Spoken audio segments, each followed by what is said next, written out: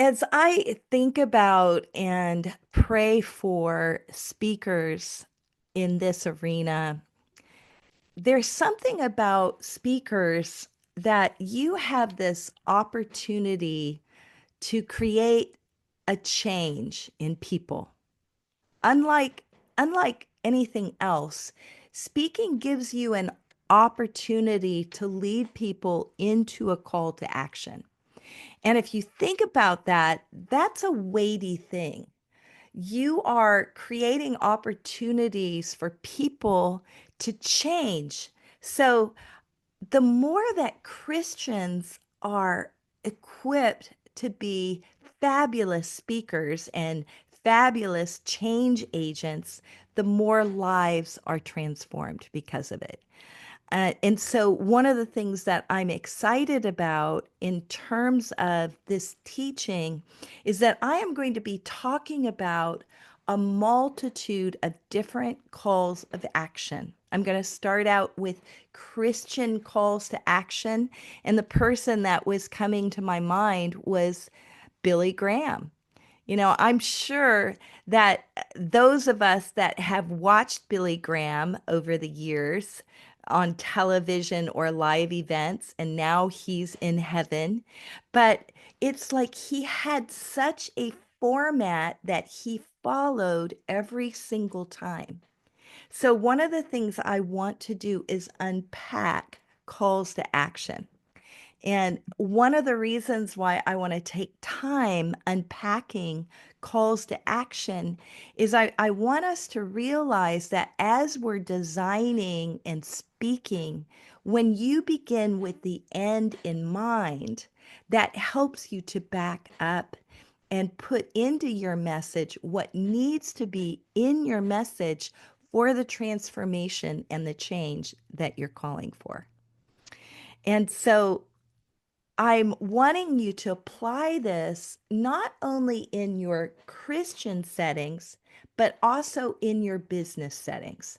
And I'm going to show you because you're going to see the similarity of how you're sharing things. Because if everything that you do, and I know you as people and as individuals, everything you want to do is about helping people, helping them become who they're called to be, helping them to grow closer to God, helping them to be healed and whole and free, helping them to gain wisdom and knowledge and understanding, helping them to prosper and succeed.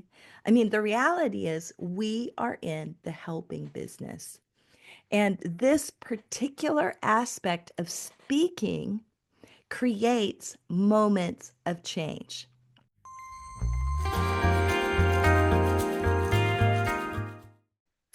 When we're talking about week 6, don't just inspire, activate. Designing a call to action, that you're designing this with what God has you doing in this moment. And I think it's important that everything that we do and communicate in communicating carries an activation. There's a prophetically precise way in which we can make such a change in people's lives. And I want to do a couple of slides that are review to talk about the building blocks of a keynote that with a strong foundation that no matter what you're teaching, you're wanting the principles that you're teaching to line up with the biblical worldview. That would be true in business as well as in Christian messages. And as you're designing messages, you're really developing and you're designing stories and you're telling stories in a way that you're highlighting stories to bring out, again, the transformation, the transitions. Everything is leading you to a moment of transformation. This we laid out for you in the beginning, the building blocks of a keynote, that your hook is to connect and begin in such a way that you're connecting with people, that every transition is leading people on a pathway and a journey. And we also talked about the closing ministry or the call to action. And and we talked about lead magnets being something that you could give to move forward. So, as we move more specifically into the call to action, I want you to ask these questions. What problem does my audience have? So, with Billy Graham, he would be saying the problem is people don't know Jesus. That's the problem, right? That's the ultimate situation. His message of salvation was on that group of people that were not saved or were prodigals. So when you think about your audience, who is your audience? I think about Glenda and talking about how God's given her a gift of organization. So her audience is people that have a mandate and have a mission, but they're unorganized and they're needing organization to fulfill the call of God in your life.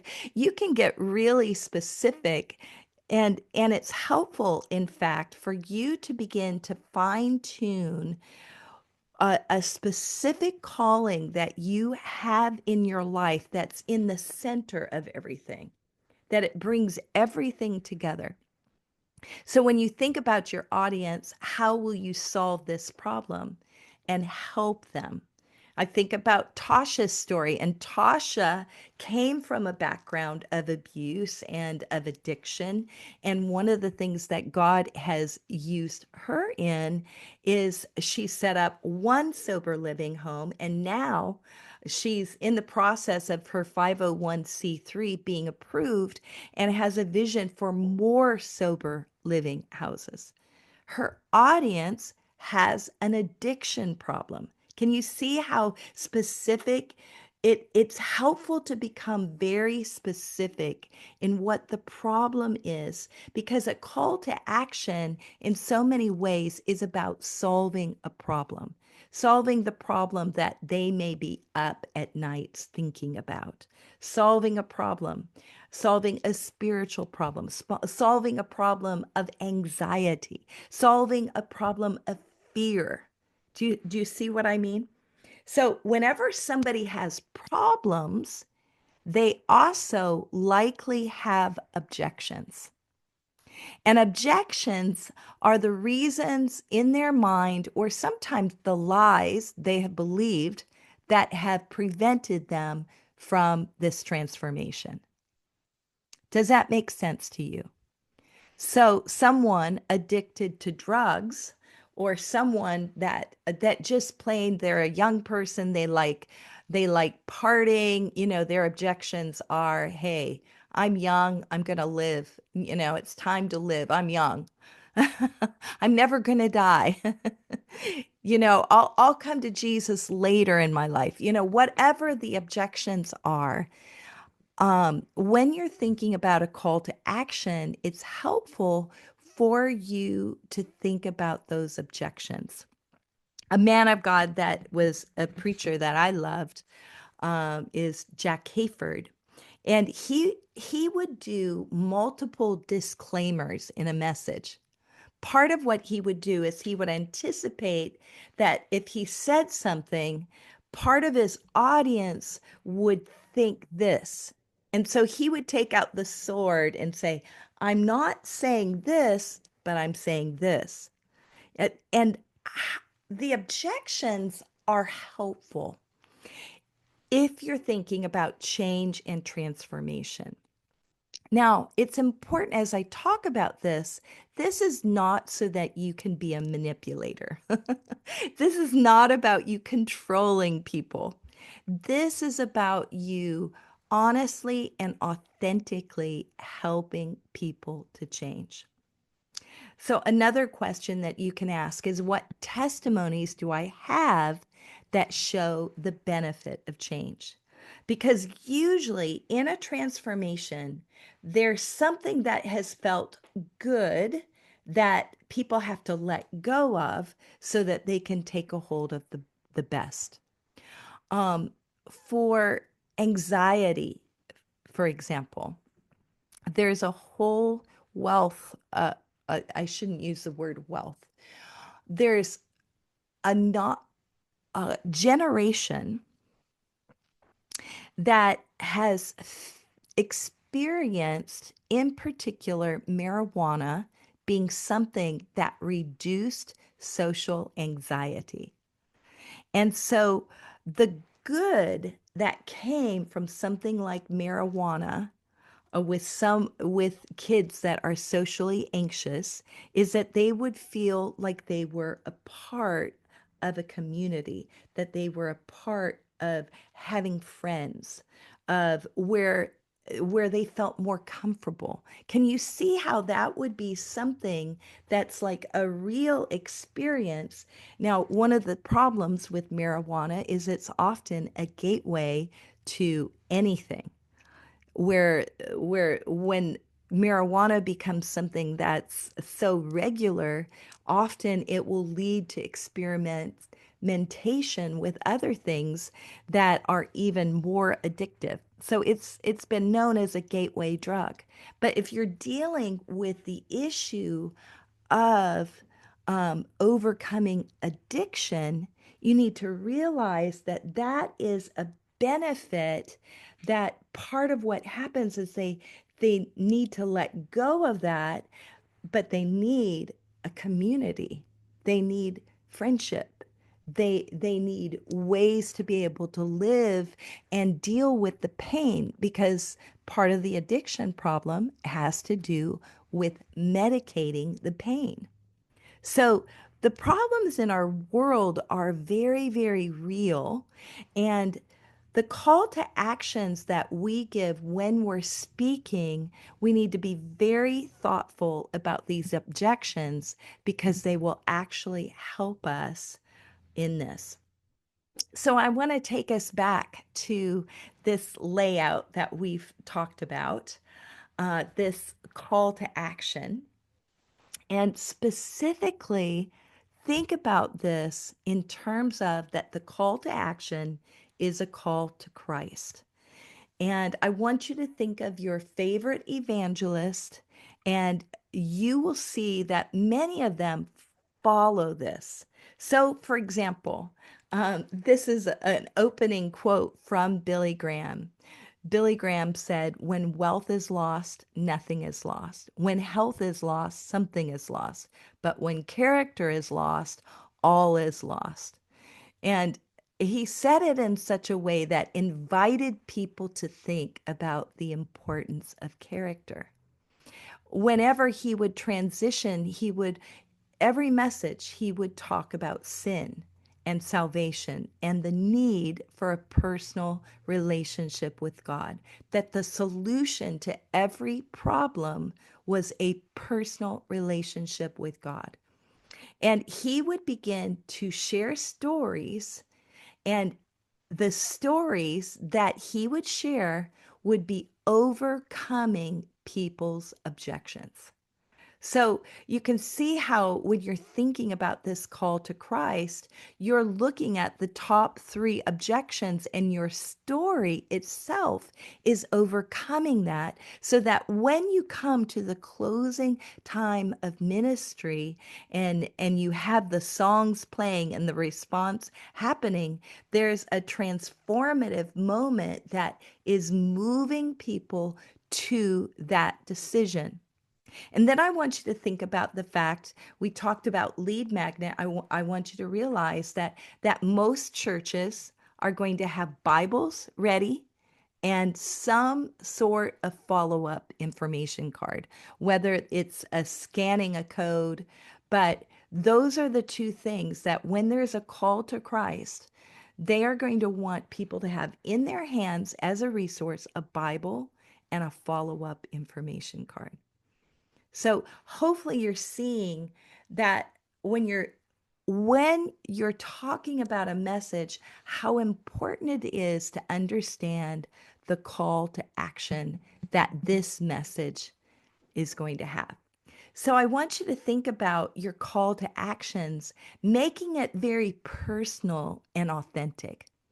That you're sharing in some way your personal connection to the problem. You're building empathy and credibility with the audience. There's a highlight, a turning point that you talk about in your stories, that you describe a moment that led you to a pathway, a transformation. And then you illustrate the results of that transformation by giving the audience hope and establishing yourself as a guide for the journey. That's part of why the stories help connect your heart to the heart of the people. So, uh, I now have an assistant in Brazil that does the social media posting for me. And so she's been taking things of when I've spoken in the past and then making them into small videos and posting them. And I don't really know what is coming, so I'll kind of watch it after it's posted. And this is a moment, the call to action of this message that I'm speaking at had to do with healing the heart. And I remember sharing this testimony, but one thing that when I saw this on social media at first, my first reaction was, whoa, I'm so emotional. Like I probably never would have posted it if it were me myself. But then I thought about it again and I remembered that moment and I was surprised by the emotion in the moment.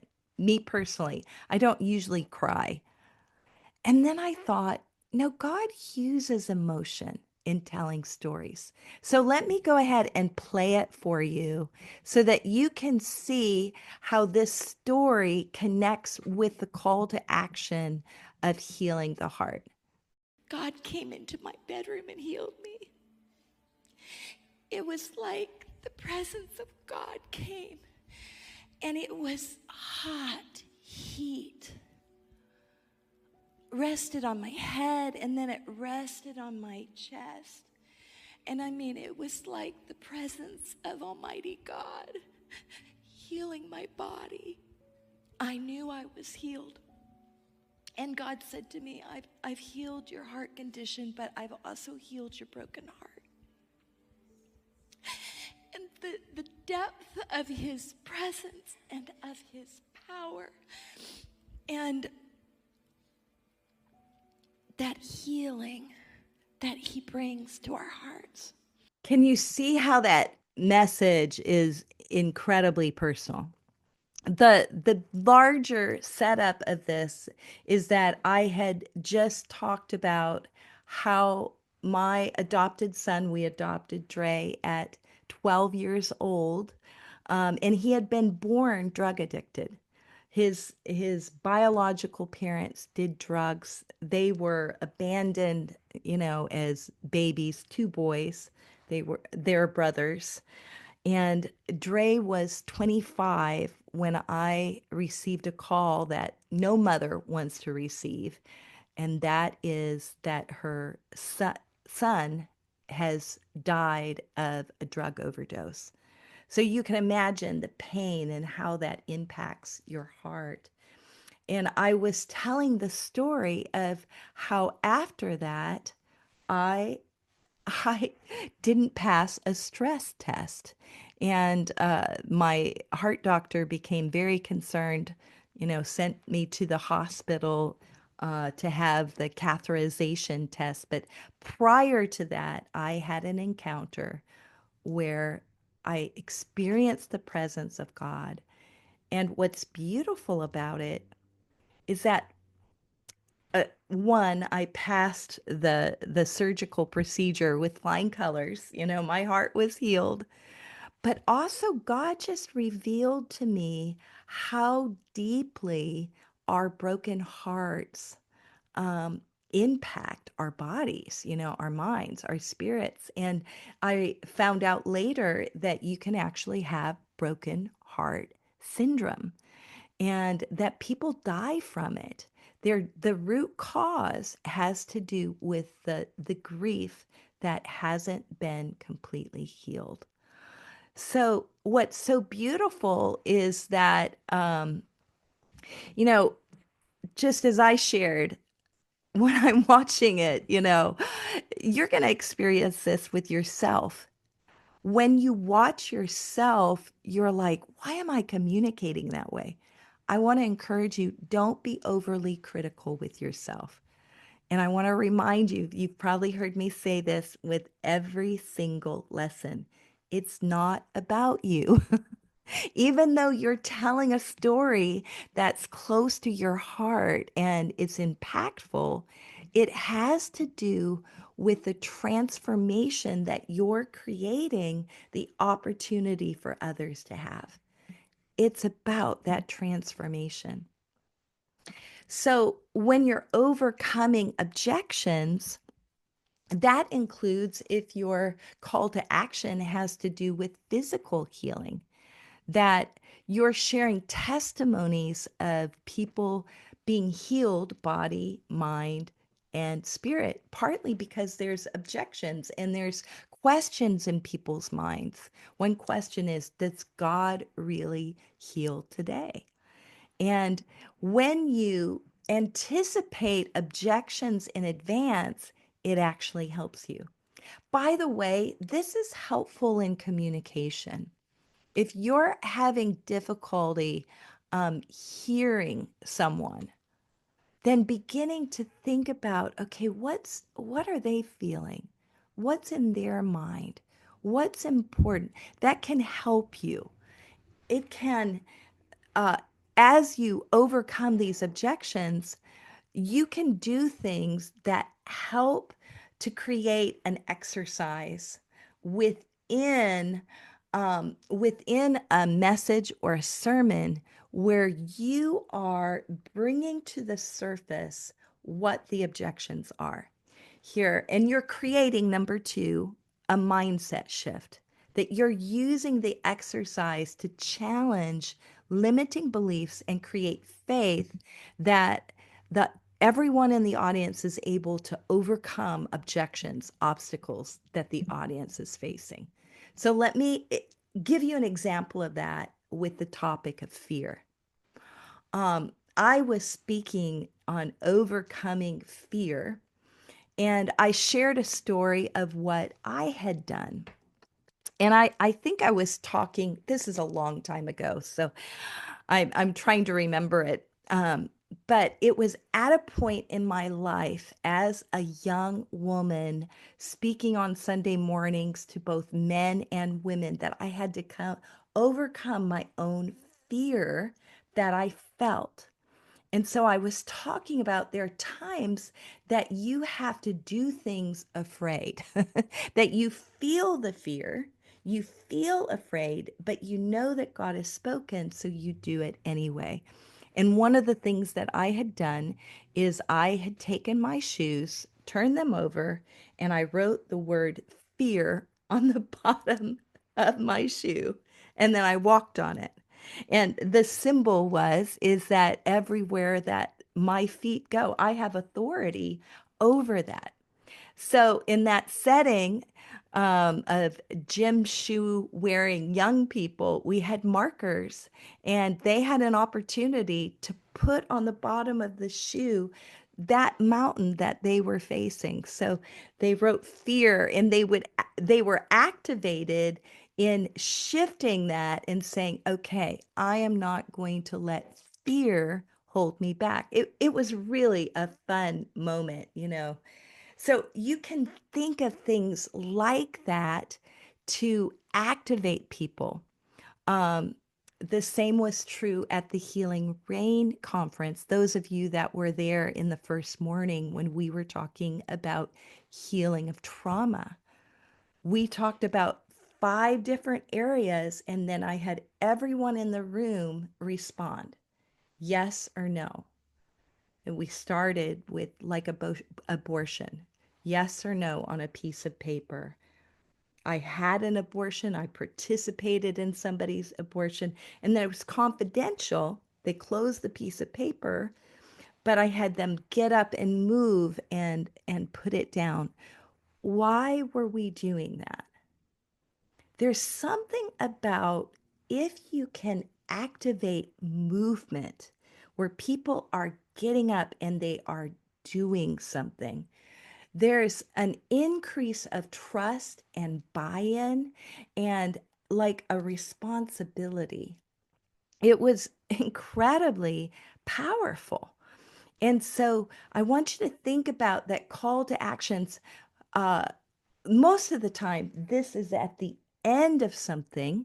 The way that we used it in that particular situation is that we had call to actions after a testimony, very specific, a movement forward. And the founding scripture of overcoming fear is for God has not given us a spirit of fear, but of power and love and a sound mind. And what I want you to begin to think about as you're preparing your signature message is that if you can do thinking, prayerful thinking about your call to action, you can be prepared ahead of time for creative ways for people's lives to be transformed. So, I want to shift now, and I want to, some of you are called to business and you're called to sell a service. Now, I'm going to use this in speaking for you to think about how there's a similarity in a call to action. So, if you're thinking about that you are in business and you are going to be able to, um, and by the way, I don't like the word sell because when you're really helping somebody, that's what you're doing. You're helping them get a breakthrough. But there is a monetary exchange, and the money is important because the money makes it possible for you to help more people. If you are not able to do that, so if you're a real estate agent, you need to be able to sell houses. If you don't sell a house, then you don't have sales. If you don't have sales that way, maybe there's systems of in leasing in different types of projects, but there needs to be a monetary exchange so that it allows you and provides for you to help more people. So, if you're doing a message and at the end of the message you are selling a service, you may talk about habits of successful people. And by the way, this is very true in terms of habits of successful people. One habit they have is that they invest in mentors. Another thing, number two, is that they believe in themselves. Number three, they take opportunities. Number four, they stick with commitments. Number five, they surround themselves with successful people. Can you see how when you begin to, that your end in mind is that you're going to sell a service, if you can talk about how this becomes a benefit to the person where you stopped, you're not really selling a service. What you're doing is you're talking about a transformation. And I want to say, and very specifically to business people that are on the call now or are watching in the future, I want you to know that I sense God's heart is for you. I believe in these next years that God is appointing a time that there is going to be an increase of wisdom and opportunity and creativity in business people. I believe that God desires to pour prosperity and wealth into homes and people that have a kingdom mindset. And I believe that there is going to be an increase in your life of having an ability to communicate how you can really help another person. And that financial opportunity for that service becomes an opportunity of breakthrough.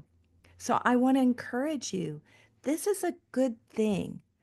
This is important. In fact, if you tie this back to the first call to action that we were talking about in terms of Billy Graham, uh, if you think about evangelistic ministry, it is business and kingdom minded entrepreneurs that are set in place by God to help the advancement of the kingdom of God. So I want to encourage you, become very good, excellent at your call to action as a salesperson.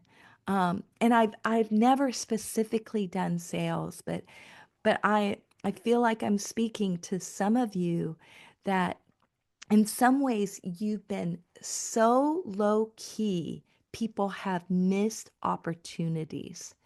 And I want to encourage you to help them see the opportunities that they have for change. Help them visualize that home and that community that they're called to. Help them visualize the change in their lives. Help them be able to receive a product or service that you're developing. I believe that God's going to use you. Okay, whenever you're talking, it's helpful to along the way to provide and share case studies of people. Sometimes it's a personal testimony that you're sharing, but often it has to do with another testimony.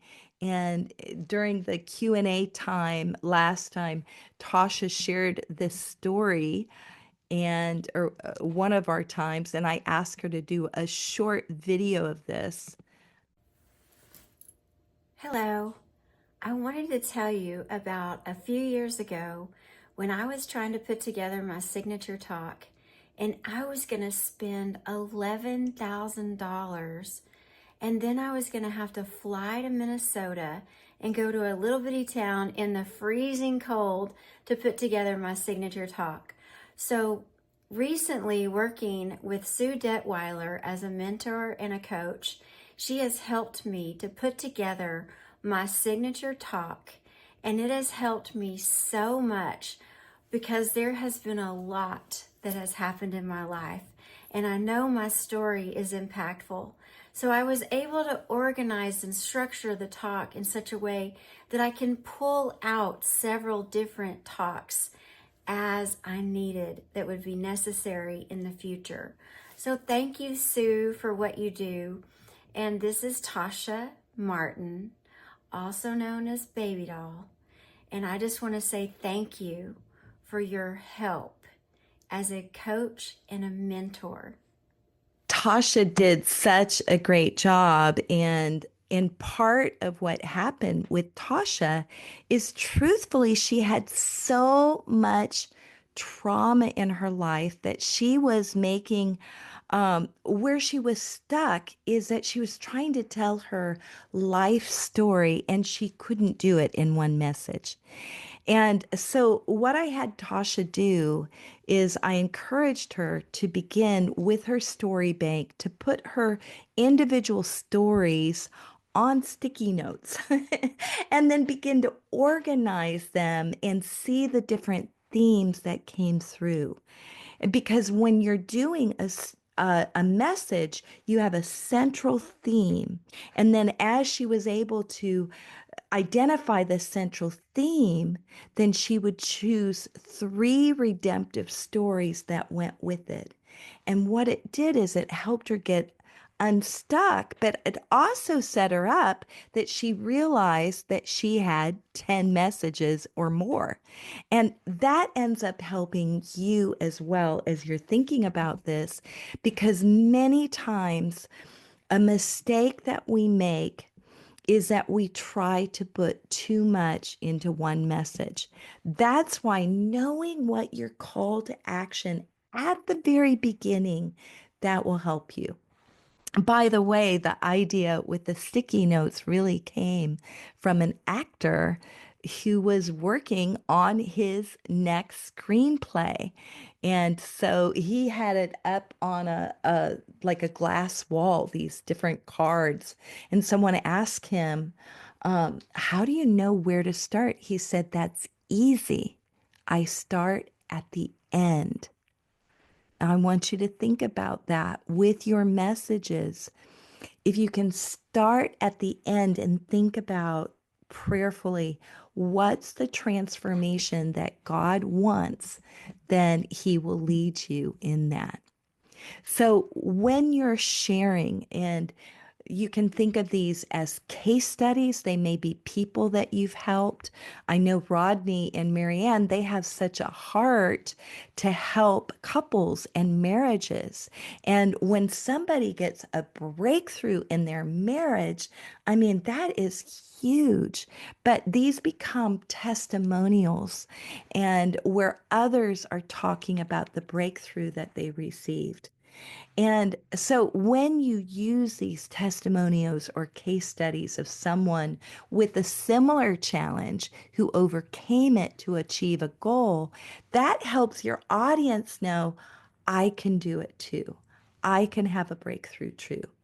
By the way, one way to share a case study or a story of someone else is to tell the story in reverse. So I could say something like, let me tell you a story of Tasha. This incredible woman is making such a difference in the world. Out of her story, she has established one sober living home, and now her 501c3 is almost approved so that she can begin to set up more sober living homes. And then, if you're telling the story where you start with the success first, then you can back it up and say, but I want to tell you that was not always the case. And then you go back to the starting point of where that person was in their lives.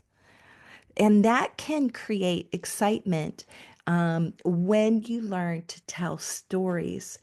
Consider there, sometimes you can tell the end and then move it to the beginning. So it would be fun for you to think about at least one story in your story bank to begin to do that. And make sure when you're doing it that you're choosing stories that make it relatable to the audience, that they can do it. All right, we've got the sound working, so this should work. This is Tara Seidman sharing her story. And I bet some of you that are parents can relate to this. Fast forward a couple of weeks, I took my son to college and was feeling really lost, honestly. It was my youngest son, and so I was an empty nester at that point and was not prepared for the level of grief that I was going to feel. And without going into all the details, I was communicating with Sue um, via text, and she once again asked to meet me. And so I met her like 2 days later. And during that time, she offered to mentor me. And she also said, I want you to go to Kenya with me, which she did not know. But 32 years prior, I had been well, she said, I want you to go to Africa with me. And I was like, oh, and she didn't know that I had already made a determination in my mind that I wasn't going to travel internationally anymore. And that the place where God had originally stirred my heart for missions 32 years ago was Kenya, Nairobi, Kenya, and surrounding areas. And that's where she was going to take me, wanted to take me. And I just was like, oh God, I can see your fingerprints all over this. And she also did not know that secretly, quietly, I had told my husband, between me, my husband, and God, I had been asking the Lord for a mentor because I just felt like I need a mentor. And I didn't, there wasn't someone that I just knew I want like there wasn't somebody that I could think of that I want this person to mentor me. There were some ways. Of course, there are lots of women at my own church that I esteem and admire and look up to, in certain ways. But in the ways that I was wanting to grow, there wasn't like one person that I could think of that embodied the ways that I wanted to grow. And so when she came along and offered to mentor me, I was like, I didn't even have to pray that prayer very long. And God provided. I mean, no one else knew besides God and my husband that I was asking the Lord for a mentor. Isn't that sweet? And some of you have heard Tara Seidman, her husband Chris Seidman, pastors the branch church. And one of the besetting fears that she had as a Church of Christ girl growing up was it had been taught that women should not teach on a Sunday morning when men and women were present. So even though she didn't believe that, even though her husband was asking her to preach on a Sunday morning of Mother's Day, she just had this angst in her heart about it.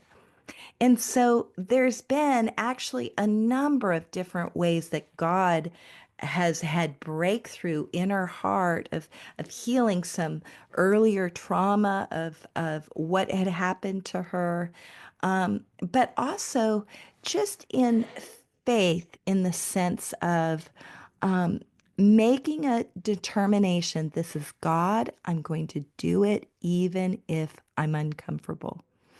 And one thing that's so beautiful is not only did she preach, and I had her doing declarations about being a speaker, but continue and fast forward to now. She spoke recently in Oklahoma, and I was in her home, and she was talking about it with me and with Chris, her husband. And she was so free in ministering that she embodied the transformation in other people's lives. And I just have so much joy with that because a primary calling on Tara Seidman's life and ministry is of her being a communicator and creating opportunities of change and transformation in people's lives. But we all have a journey, don't we? So, as you're thinking about call to actions, and I've given you an example of a number of different types of call to actions. What you can do as you're developing your call to action is to begin the power of what if, because part of what you're doing for people in overcoming objections is you are painting a picture of what if. What if they do it? What if they don't do it? And so you can pose questions that give the audience direction to imagine their future. You can highlight the benefit of taking action, and that can build momentum to help bring people to a place of decision. That's what a call to action's about. It's bringing people to an opportunity to decide. If it's healing, that you're bringing them to an opportunity that they have faith in God to receive their healing. So, part of what you can do with questions is what if you think about what if you don't come forward? I remember this evangelistically. Um, when I was growing up that an evangelist shared the story of giving an opportunity for people to receive Christ, and there was a carload of young men that did not receive the call, and they left, and within a week, four of them had died in a tragic car wreck. And you think about those moments of decision.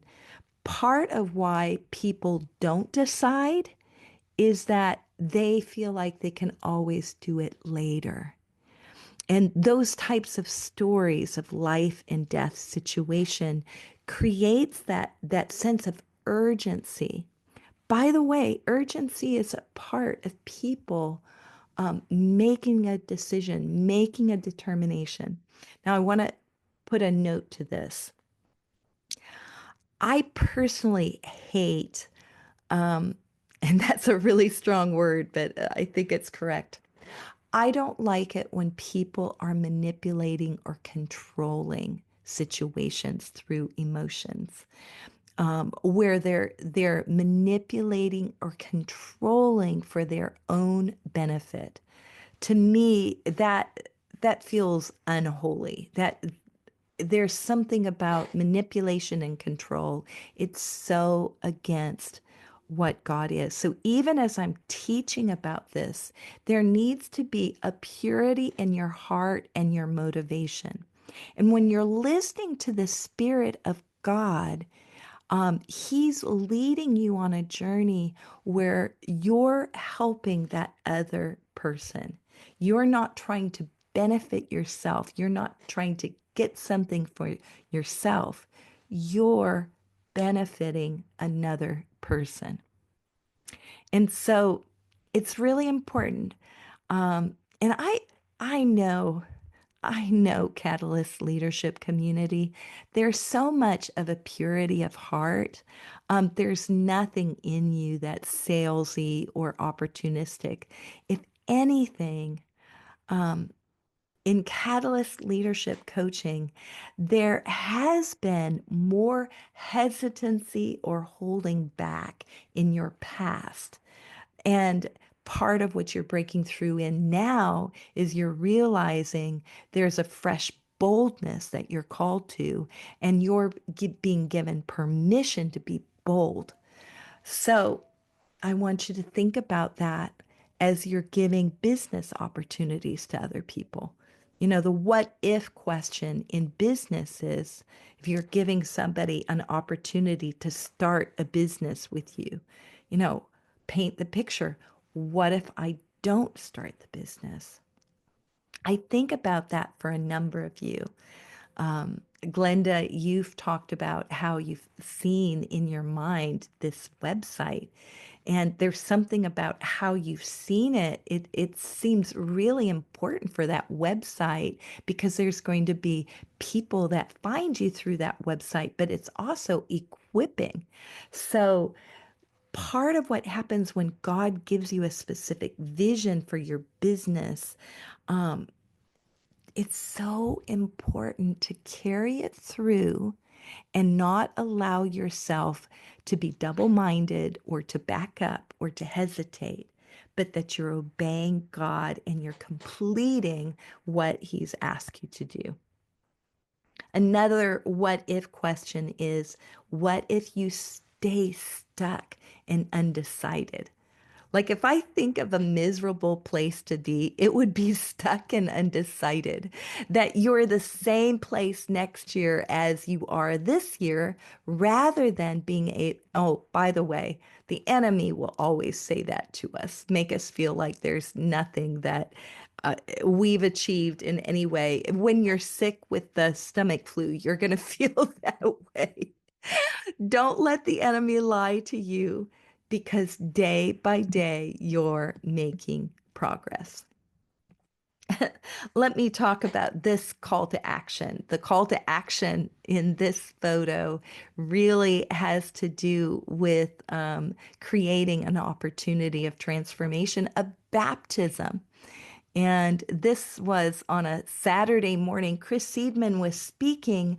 I'd seen a vision of baptism And they are all set up there well, beautifully at the branch. They have gowns, things that you can change into, towels. Like they are ready for people to be baptized at any moment. So as I think about it, I love that. And I see Amber is on the call, and Amber was one of the people that felt God impressing upon her heart to mark that moment in baptism. It was one of my favorite parts of the Healing Rain Conference. Uh, but in order for a baptism to take place, you need to create an opportunity of transformation where I gave a call of baptism. I didn't know who all would be responding. One is this young man in front of us. Um, and God had done so much in his life and healing his heart, delivering him, baptizing him. And what's beautiful is that baptism is such a tangible next step of letting the past go, of being cleansed, of being regenerated. And this is just a very short uh, victory cry that he shares. I love that. I just love the enthusiasm of what happens when we're transformed. And you can see it on the outside. Okay, I hope that this assignment has been incredibly practical for you. I believe for many of you, there's been light bulbs going off in your mind as you've begun to think about how important a call to action is and knowing what call to action God is calling for the transformation in that person's life. So, this week's assignment, choose one call to action. I gave you a number of examples, but your call to action may be different. I want you to think about one call to action and then go ahead and anticipate three common objections to that call to action. What are the objections that they are saying? Sometimes if it has to do with business, the objection is, no, I can't. That's too much money. I don't have the time. I can't do it. Whatever in your call to action, whatever the objections are, a call to action about healing, an objection could be, well, God doesn't heal today. He only healed in the Bible. That's an objection. Um, but when you see somebody physically get healed where they couldn't, they were blind and now they see, that objection just goes right out the window when you share that case study and when you share the testimony. Your third part of your assignment is connect each of the objections to a story from your story bank where you're thinking of either a case study or testimonial or your own story. And number four, make a video of you sharing the story and overcoming the objection in the Facebook group. That's going to be really good. Well, before we go into a call to action, I want you to just take a moment, breathe in where you are, and visualize yourself speaking. I want you to get a picture of that. I want you to think about yourself speaking. I want you to picture about who is in your audience. Where are you speaking? You know, if you want to close your eyes, just begin to picture who's in your audience. Where are you speaking? What does this look like? Now begin to think about what are the objections? What are their pain points? What are the things that they're struggling with? Then begin to think about what is the call to action? What is the thing that you are uniquely prepared by God's call on your life to bring a call to action that creates a moment of transformation. And I want you to visualize that transformation. Is it somebody being baptized? Is it someone being healed? Is it someone overcoming fear? Is it a couple being changed and transformed and renewing their wedding vows? Is it a business owner that's beginning? Is it someone that's completely unorganized and you take them step by step through a transformation to declutter their home and declutter their lives? I mean, there's all sorts of transformations, but what I'm hoping that you're going to get to, I want you to get to the center of what one of those particular call to actions that right now you uniquely can be a change agent in someone else's life.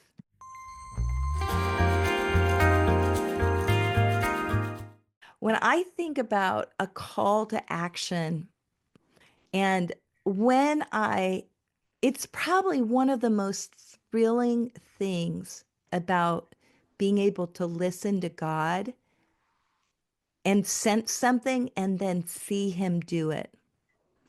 So I ended with that baptism story because really I had this picture, but then when there was the moment of all of us around and the baptisms were happening, I felt so much joy because God had shared that with me in advance, and then I saw He did it.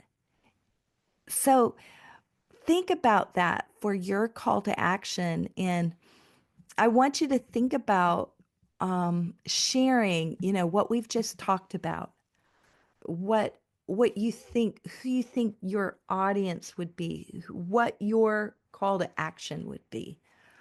Um, who wants to go first? And you can start out by giving an I'm grateful for, and my question is, or just give a response to what's been shared. Well, I guess I'll talk. I am grateful for, I'm going to start with what I'm grateful for. I'm grateful for my husband. I'm grateful for where God's leading us and doing in the midst of, it seems like the storm for us, but we know who holds our future. So I'm very thankful for who holds my future. But I loved this session today. There's a lot. I took little notes, so I've got to go back to find my notes here real quick. A couple of key things I pulled out is the transformation you're creating for others through your story. They are being healed, body, mind, and spirit. I thought that was so good because sometimes I think of my story and I don't. I mean, I think of my story, my life going through that, but then when you start mentioning business, I'm like, oh, okay, that totally shifts it because it's two totally different things. But I just love that because I just really need to look at that. Like, how am I helping somebody else have transformation? Not just me telling my story, but literally like through my story, how can I help other people? Which I know that, but I sometimes lose that because I'm in the midst of my story, and so it's like Yeah, me, not I about think others. I think when you get and this is where like the very thing you and I were talking about before everybody else got on is that you have helped a business person who was completely unorganized in their accounts and et cetera, Mhm. and Mhm. you have created so much organization that it's actually now less work Mhm. because you've organized it. So it's obvious to me, and there's when you think about the bullseye of calling, often think about the Venn diagram things, where there's circles of how God Mhm. uses you. And then when those circles in the center, they dissect, and when there's also a financial blessing that's part of it. And I think that's sometimes where we miss it because the financial blessing is part of it. If Billy Graham did not have partners in ministry and businessmen, he could not have done what he did. There was a definite financial aspect, but that's true in our businesses. And then what happens is you help people unclutter their lives and their businesses so that they can be free to do what they're called to do. So you're creating a transformation in people's lives. And so if you would hone in on what it's like to be unorganized, you know what I mean? And the transformation that happens when you are organized. And if you can paint a picture of your family being at peace and your husband and you being at peace. Do you see what I mean? Because really what you're selling is not the product. What you're selling is the lifestyle change and the creation. Yeah, Um, that's good. It's like selling the outcome in a way. Because what really is the outcome of the whole thing? That's where transformation comes in, whether it's a physical space or it's a mind space, you know. So I love that. I love that. Reminding me of the transformation. Like that's key for other people.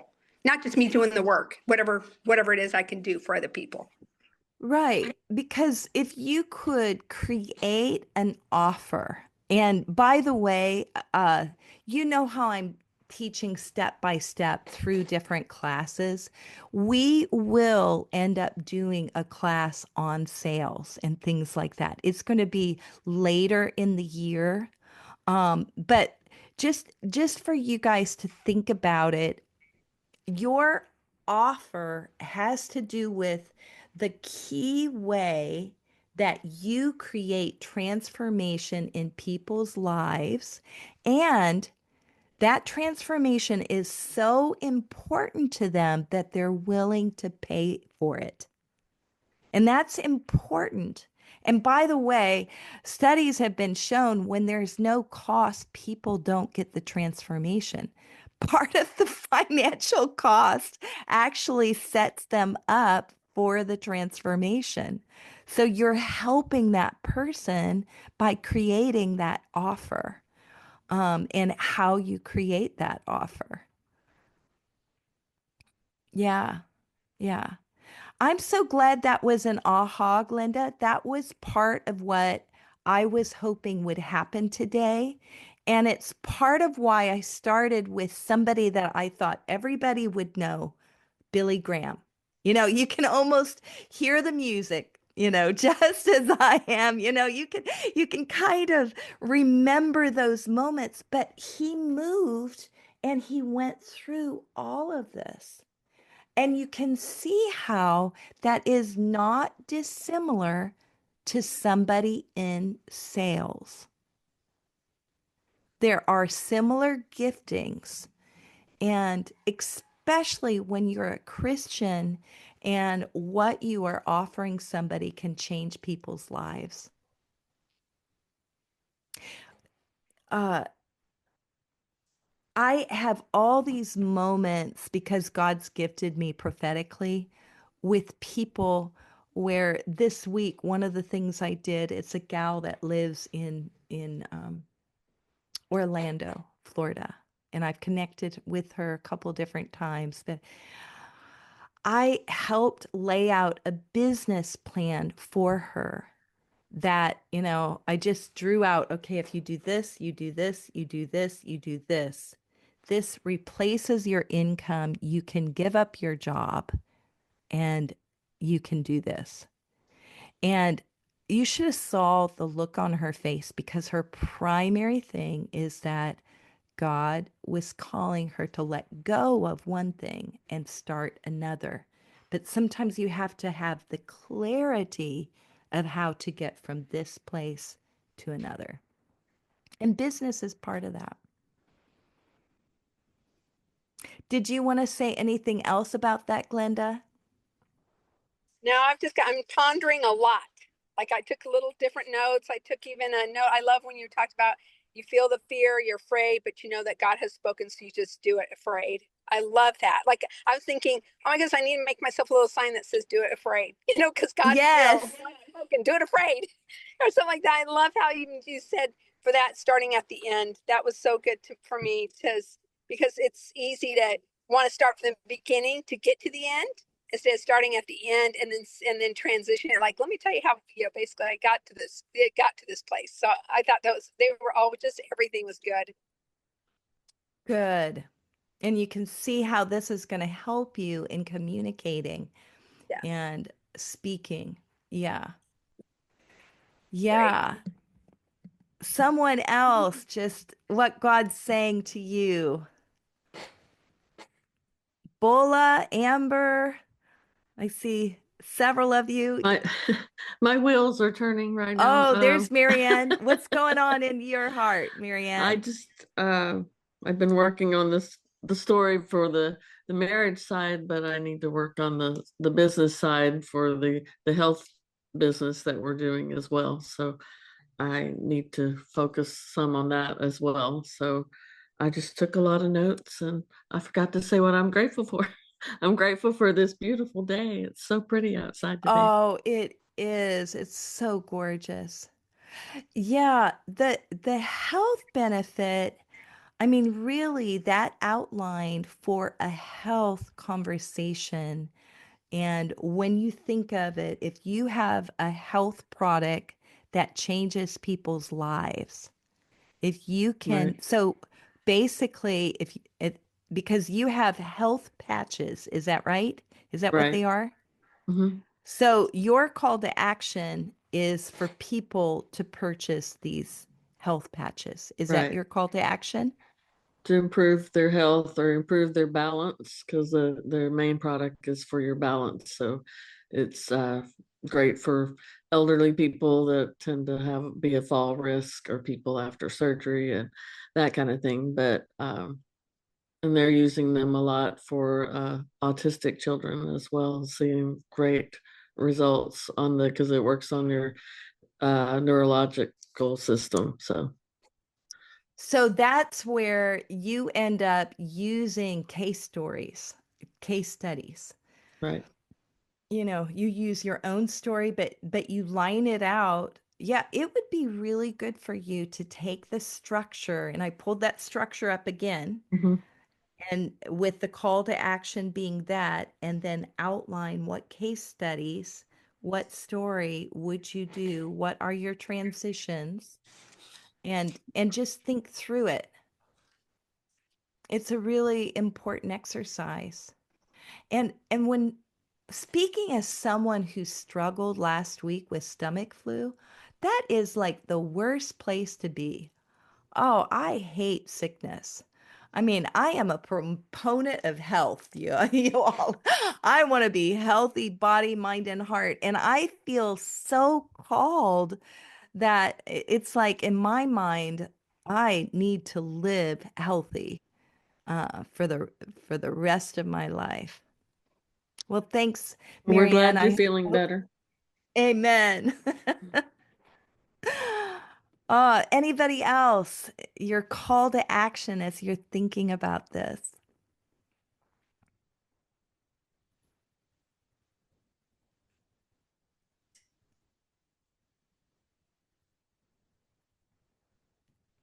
Quiet bunch.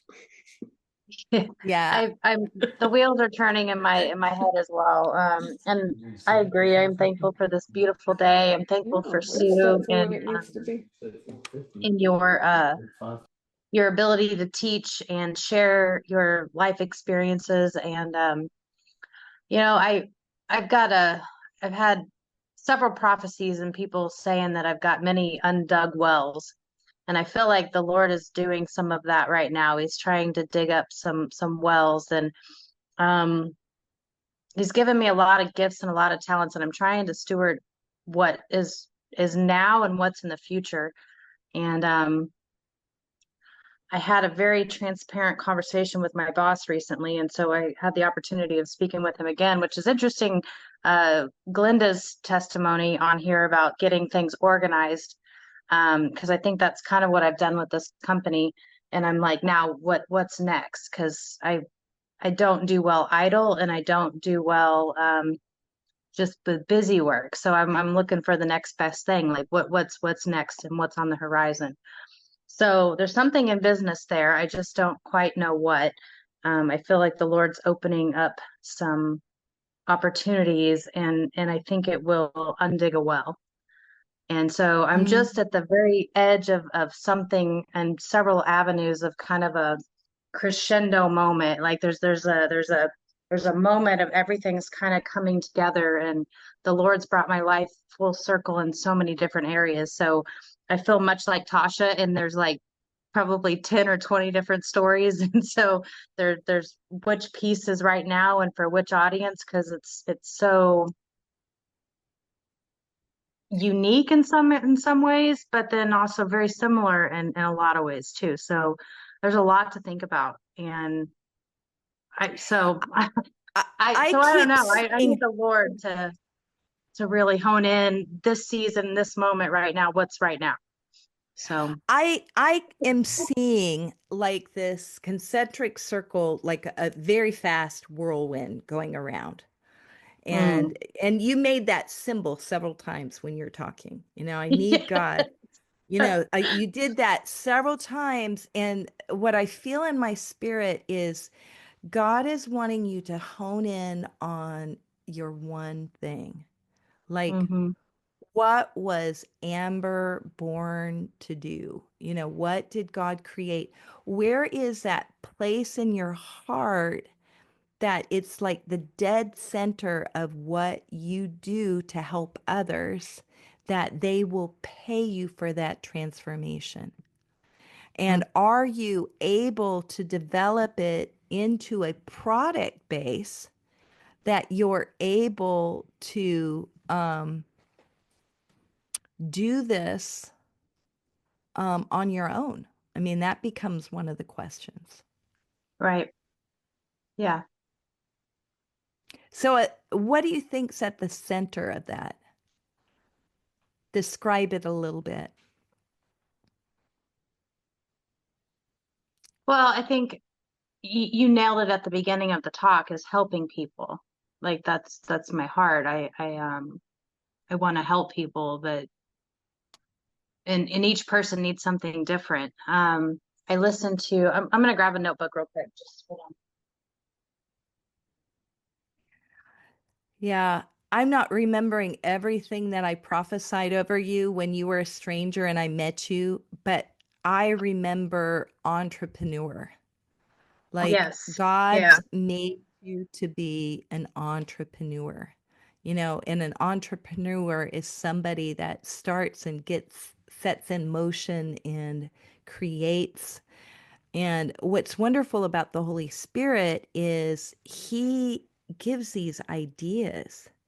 you know, they come from heaven, and an entrepreneur that's a kingdom minded entrepreneur is getting ideas from heaven and then walking them out and making them a reality.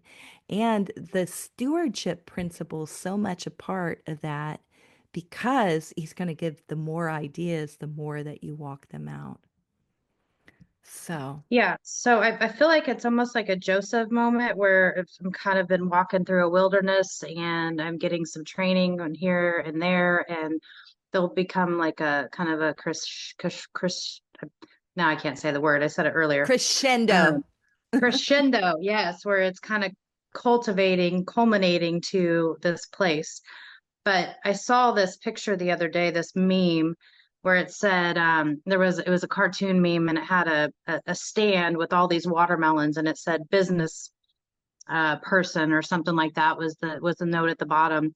And then it showed the same stand with the watermelons cut up, and it had a juicer, and it had little cups. And so it took the watermelons and it made something more out of it. And I feel like that's me. That's not just selling watermelons. But I want to slice them, and I want to put something fun in it, and I want it to actually help. What do we got to add to it to make it better? So, yeah. So I I don't know how to I shape that. But I love mompreneurs because so many products and inventions have been made because moms know what's needed, and I love it.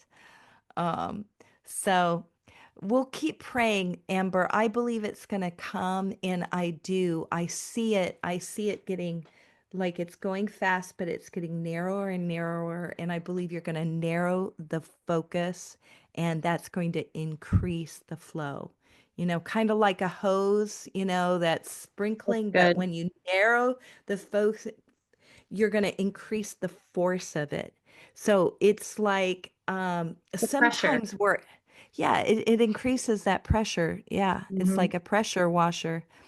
And Hmm. sometimes we're afraid of getting too narrow.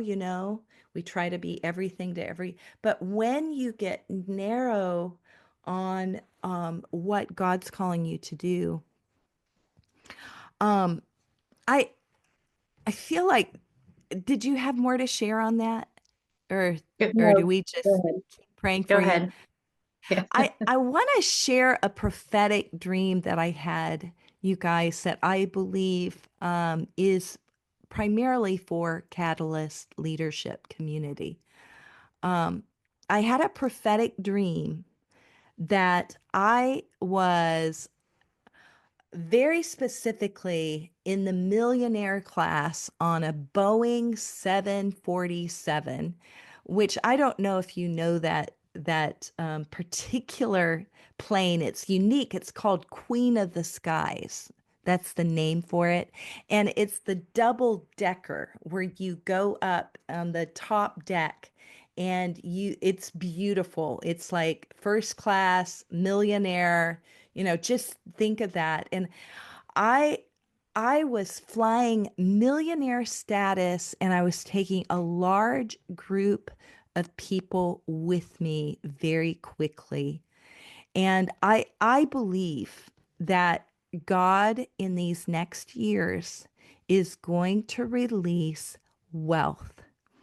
And I believe, and it was very clear to me that I need to begin to speak more and more to business people. That in my past, I have been primarily called to the church. With that dream, I felt like there's a shift and a pivot that he's wanting me to increasingly speak to business people. And part of it is it's so important to him. He wants millions of dollars to be poured into families and businesses who know how to steward for the end time harvest. It all has to do with the harvest. But if the finances did not come into business entrepreneurs, the harvest won't happen. So I feel this urgency, like an end time urgency. It's like a Billy Graham heart cry in my heart, but he's focusing me in on those that are harvesting kingdom finances. Um, there was a lot more that he said to me in that dream, but it really is something that I think it's important for us to hear the word of the Lord on kingdom finances, you know.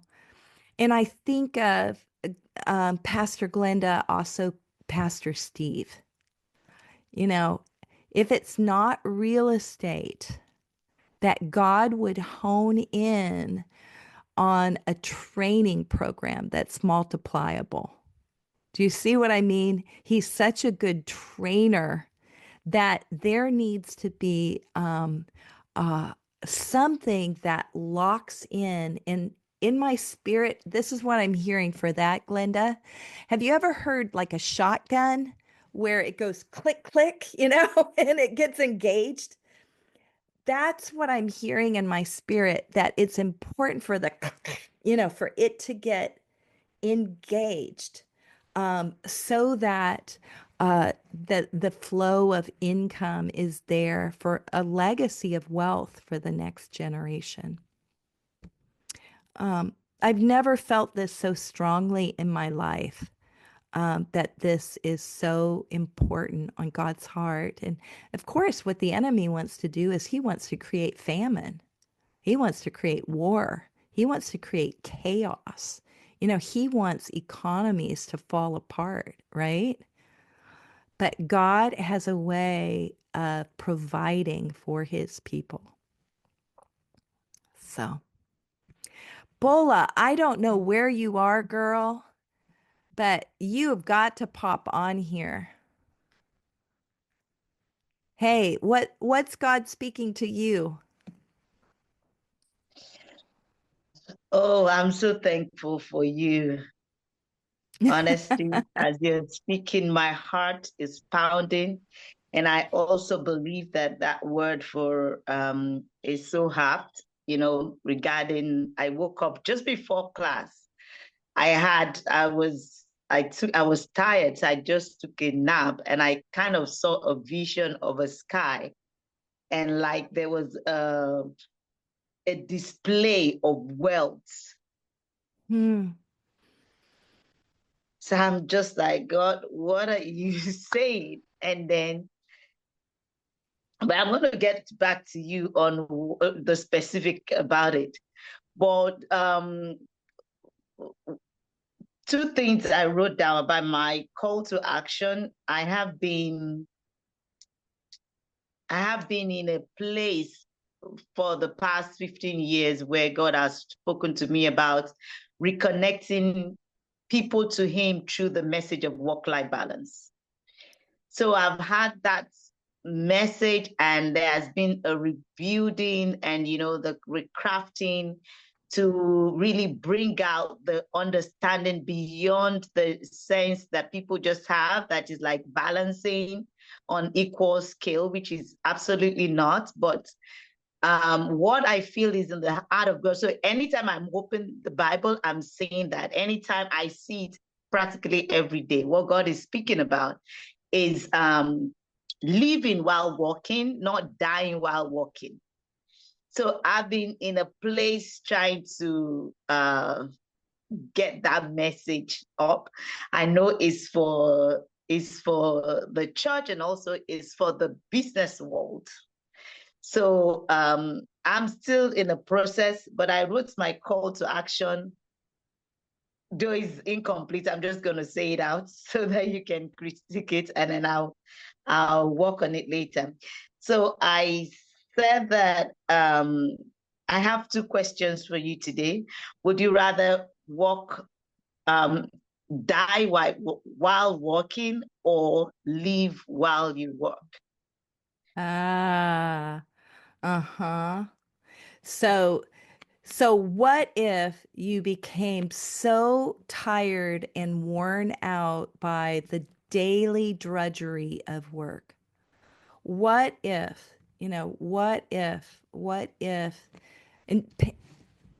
what would be so cool to do with your focus is paint the picture of drudgery, right? Of, Okay. of, of working and it never being enough, of basically the prophetic book where there's like holes in your pocket, money that Okay. you can't do. So paint the picture of drudgery, right?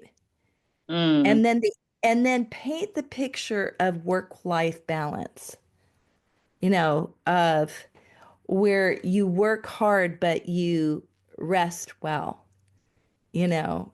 okay. Paint the picture of what life balance is like. Okay. Um, give like very descriptive words, you know, that you end your day and you're really done. You know what I mean? You're Yeah. not worried about the next day. But I I think there's a lot of need there for transformation of Yes. work-life balance. Yeah. Well, I'm excited to see how you nail that in and bring it in with your stories. Yeah. Okay. And I think you can see how this format is for you. I mean, we framed it in a signature speech, but you can see how it's a framework for ongoing speaking, ongoing communicating. And Yeah. it helps you to not feel the pressure that you've got to get, one perfect speech, but that when you have the call to action, you're focusing in on who you can really help. So good. Was there Awesome. anything else in that, Bola? Yes, I will also request if I can get the confession, if we can get the confession on mastering the acts of speaking. That would, because sometimes a lot I get into my head and I'm still battling with some form of fear, stage Oh, fright in speaking. yes. So Yes. Oh, yeah. They're daily declarations. And let me pull it up on my phone right now. Um, and what I'll try to do is create like a PDF that you can download. Um, but in the meantime, daily declarations. Let me pull it up. Daily declarations. Okay. Let me give you an example. Okay, Bola? I yes. declare in the name of Jesus that I am highly favored of God. I am accomplishing everything God has placed in my heart to do. I have the grace of God to help me accomplish all my dreams. I put actions behind my faith. I am highly proactive. I am Wow. courageous in the pursuit of my dreams.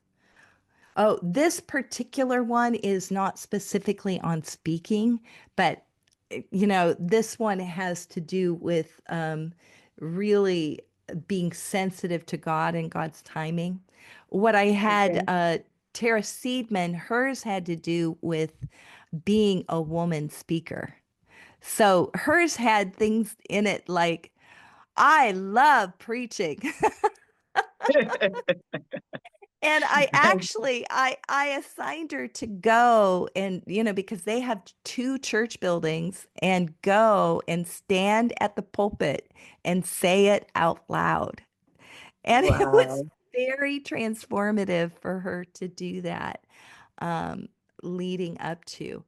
But yes, I agree. Daily declarations, if you're struggling with mindset, um, Mm. daily declarations. And one thing I encourage about declarations, usually they're helpful in the morning because, you may wake up and, you're tired, you've got to do it. If you can get these words out of your mouth before the enemy starts lying to you, and putting Mm. negative, neutralizing thoughts in your mind, Yeah. it will change your feelings. You see what I mean? It's like your mindset, your feelings are going to follow what you're thinking about. So Right. if you can focus your mindset through the power of speaking the word, your feelings will line up with that.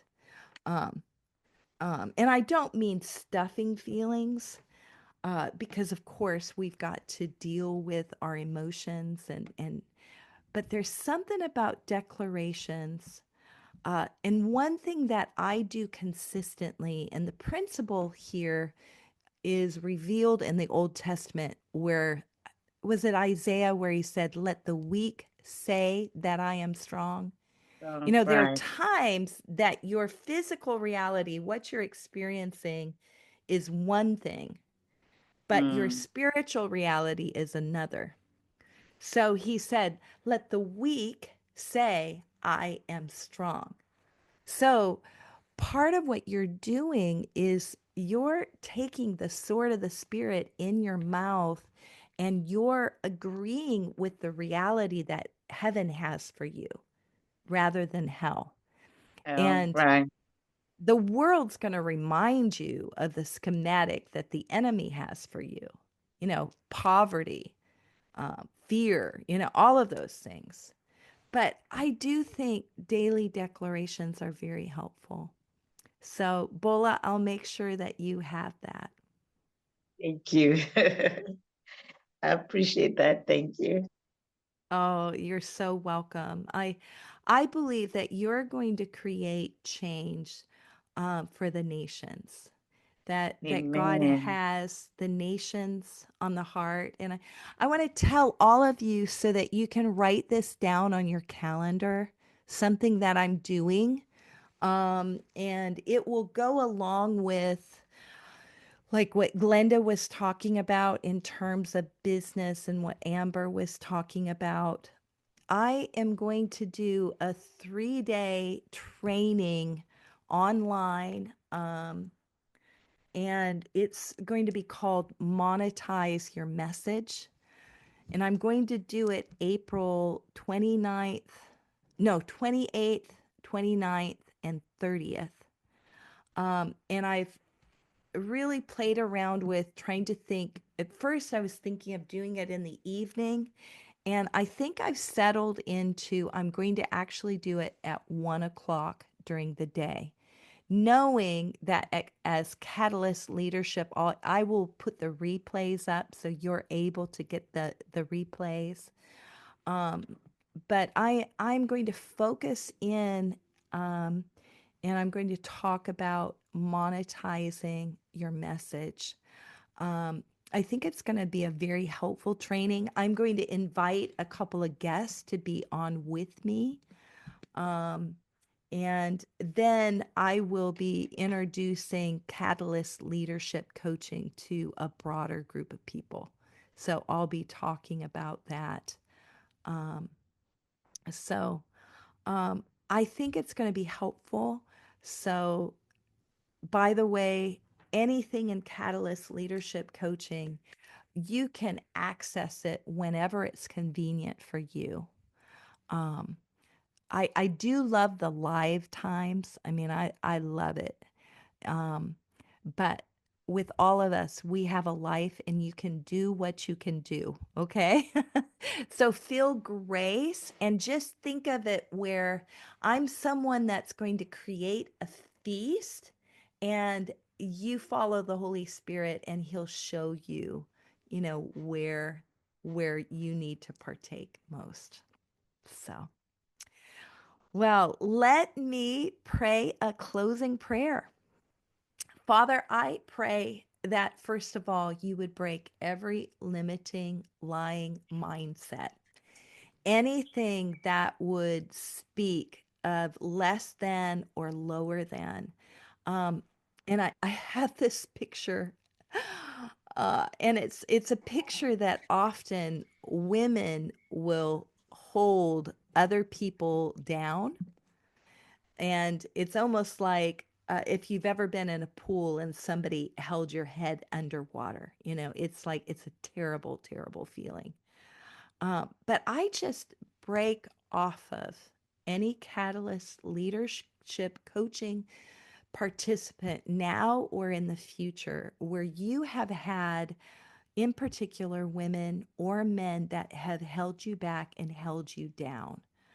Um, and I speak over you that you are going to be someone that rescues and liberates and lifts people up. That this community is going to be a community, yes, of dreamers, but not dreams that are unrealized, but dreams that come from heaven and create a reality here on earth. And I pray a blessing. I pray that God would release prophetic dreams in your life that are significant for your future.